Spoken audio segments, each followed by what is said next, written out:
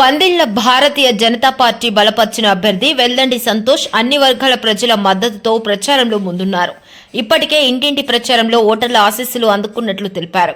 పందిళ్ల గ్రామ ప్రజల ఆశీస్సులు తమపై ఉన్నాయని, గెలుపు ఖాయమని ధీమా వ్యక్తం చేశారు.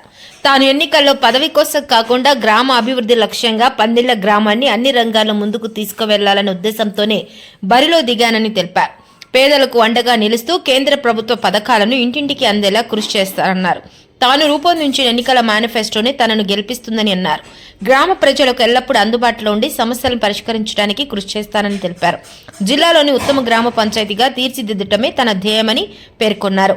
పందిళ్ల గ్రామ ప్రజలు ఒక్కసారి అవకాశం ఇచ్చి ఫుట్బాల్ గుర్తుపై ఓటేసి అత్యధిక మెజార్టీతో గెలిపించాలని కోరారు.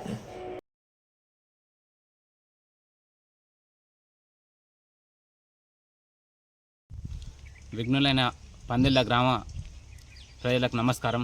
నేను మీ వెల్దండి సంతోష్. మన పందిళ్ళ సర్పంచ్ అభ్యర్థిగా ఈ ఎన్నికల్లో మీ ముందుకు వస్తున్నాను. మీరు వేసే ఓటు మన ప్రభుత్వ